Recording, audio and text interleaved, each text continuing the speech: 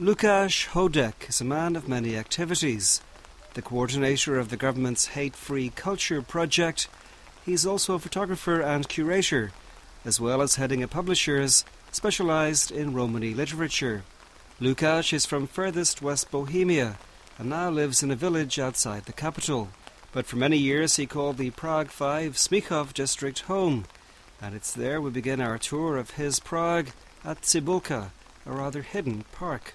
I used to live not far from here, and once when I went running and tried to find some nice place to do my running, I just ran into here, and I was really shocked that there is some kind of park like this, because it looks like forest and it's full of romantic statues, and it's really very nice.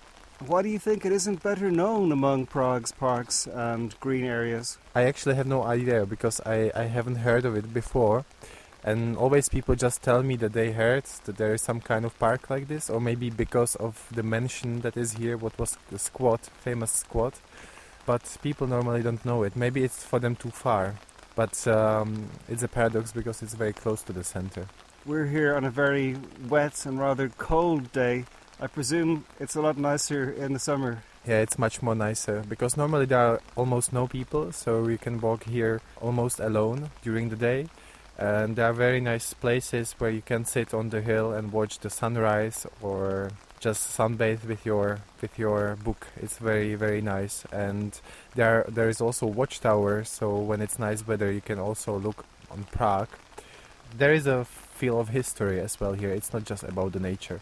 Is this Cibulka park well kept? It seems a little bit wild looking from where we're standing right now. It's very wild, and that's what I like about it, because you can normally meet here rabbits, and there are some, I would say, historical statues and buildings that are falling apart. What is on one hand sad, but on the other hand it looks very nice for me, so I prefer it this way. Very nostalgic. You used to live here in this part of the city in Prague 5. How was it as an area to live? I quite like it because there is a mixture of people. Normally Czech Republic is very homogenic society, but here there are a lot of Roma. There are also other nations like Ukrainians and so on. So it's a very nice mixture of people who also live on the street. So it's not a very quiet area, but also not that noisy. I mean, it's a lively place, and I always liked to walk on the street because always somebody stops you to say hi or how are you, even though if you don't know them. You're an expert on Prague's Roma communities. Is it my imagination, or are there far fewer Romanis in Prague than there were when I first came here in the 1990s? I think it's true, because what is now, especially with this part, Smíchov, that some rich companies buy the apartments or buy the houses where Roma people used to live, and they turn them into very luxury places. And because they want to get rid of the people, of course, so they because they just can't move them out because they have agreements with the city, they just offer them apartment for them, so they will own apartment in Most or in normally some ghetto. And those people will of course say that yes, because they want to own their own apartment, but they will live in socially excluded locality in regions. So this is what's happening, that they just move them out. Many people say that Smíchov is much better today than it was, say, 20 years ago or just after the fall of communism. Would you agree? In the way of safety, probably yes, because of course in near Anděl there are places where live drug users, and it's not very safe to live there because of the robberies. But in this part, I think there is still a very nice mixture, and I think it can be safe and it can be lively and multicultural as well. Probably it was different time before, but it's also many tourists who say that Prague was much nicer in 90s than it is today. So I think it's probably, maybe it gets safer, but it's losing something. After our wander around Cibulka, it's a relief to get out of the cold and the rain at the downtown No D, a bar and art space upstairs from Roxy, one of the country's most popular clubs in recent decades. Lukáš explains he has a connection with No D after holding an art event there a few years ago.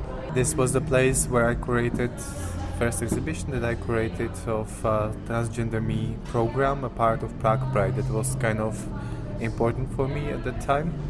Tell us something about it.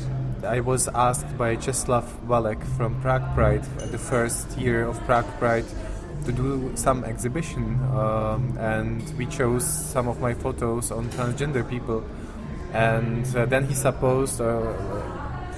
that we probably could do some discussion around the exhibition, and then it became a huge program out of it. That was a side event, or almost a festival itself, of Prague Pride called Transgender Me, and the first exhibition was here, and we just collected with my colleague Lucia Zachariášová artworks that were done by Czech artists on this issue. So it was probably the first exhibition that was done on this topic in Czech Republic. You were telling me that you don't like No D so much, or you like it less than you used to. Yeah, because the exhibition didn't go the way we would like to, so I'm not very happy about this place.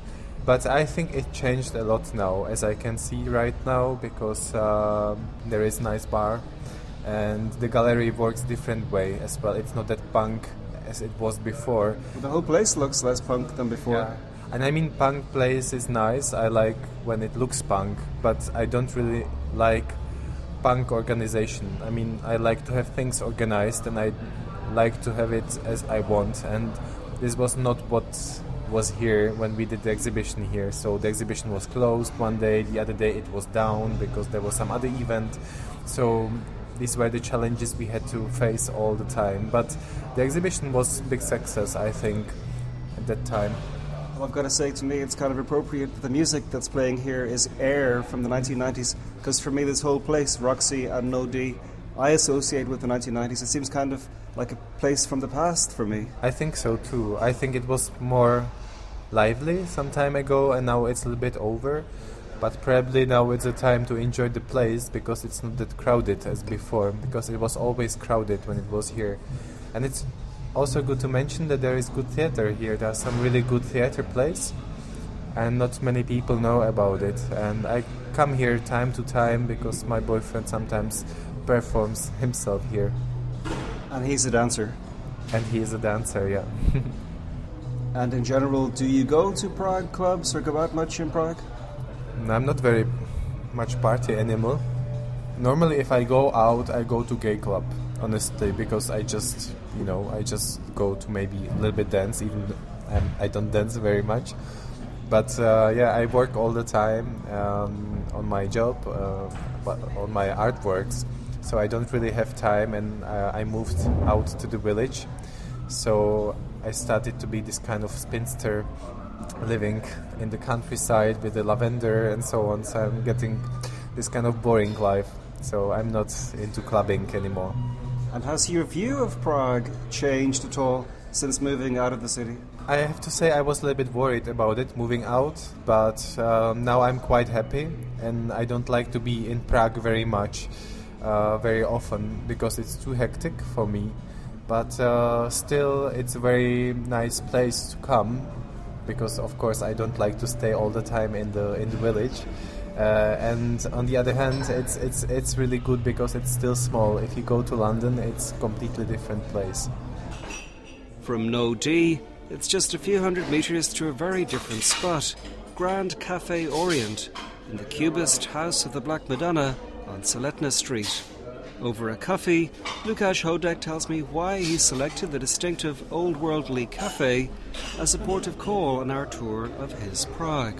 Because it's a place where I used to go very often when I was 19, 20, 21, because it was probably the only place that reminded me the First Republic atmosphere that I always enjoyed, and because I had during that time obsession by Milena Jesenska, the journalist, and also a friend of Franz Kafka, and these were the places around where they were going, so I always liked the atmosphere of these all times. Also, I believe this is the only Cubist cafe in the world. Probably, and yeah, I like that it has its own style and it keeps it for long. It's renovated right now, but it looks the same like before almost. So I think they did a very good job to keep the style. What is the appeal for you of the First Republic style? It's connected also with the music, because it's not here now, but normally when I come here, or some time ago, there was always a pianist playing. That was not also very usual in Prague anymore. Also, the building has one of the best building names in Prague, the House of the Black Madonna. That's true. So yeah, it's connected to my work as well, like a Black Madonna. So anti-racist building in Prague. Yeah, but that's not exactly the reason. And actually, this place is the place where I had first date with my boyfriend. So it's connected with me also personally, like with my personal life. And it was your choice of venue? Of course, yeah. I always took here all my boyfriends. So the most important boyfriends I had were always here with me. This is one of those cafes in Prague where probably most of the people who come here are tourists. Mm-hmm. Does that bother you at all? Not so much. If it is not crowded, it doesn't. And I used to study just around the corner, so I sometimes used to come here, even though this place was quite expensive, so I had to save a bit to come here for coffee. And what I always liked here in the morning was that they were this kind of old, rich ladies that looked like wives of dukes or something like that, some aristocrats having breakfast, reading newspaper. And they were not foreign, they were local, and this is what I liked. And I was like, I would love to live this lifestyle when I'm old. It's like just to come here, to have a croissant with coffee. Also, this must be one of the few cafes in Prague with a balcony. That's true. I sat there once, but I honestly prefer to sit inside because I like to enjoy the space. If you sit outside on the balcony, it's nice, but you don't really see the cubist interior and the music. That is very stylish as well.